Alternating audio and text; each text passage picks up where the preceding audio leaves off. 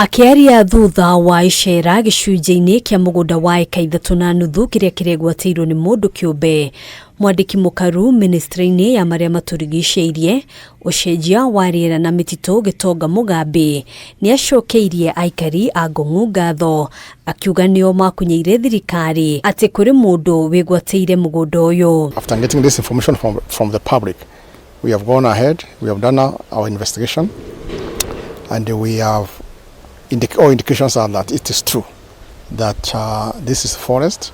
This is KIBUKU forest, part of Ngong forest, which has been actually invaded by this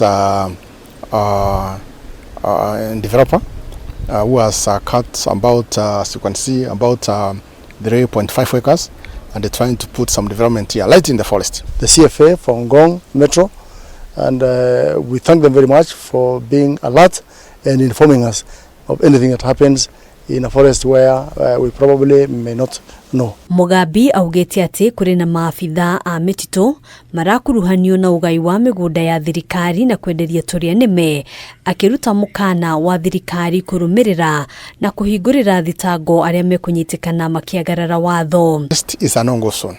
Forests are supposed to be preserved for the prosperity of this country.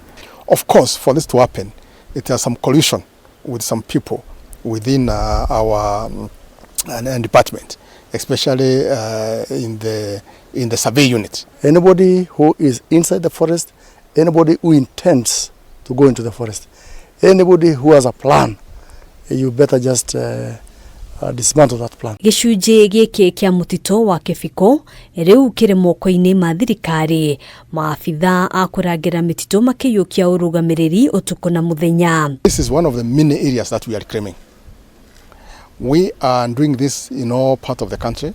We are doing it in Meru, we are doing it in Ngong, we are doing it in Narok, and all parts of this country where people have illegally gotten into the forest and divided for themselves. Maya mokite thiku nini tu thutha wa mutongoria wa bururi William Ruto kuruta mukana iguru rigie kuongerereka wa ciko cia uthukangia wa mititu.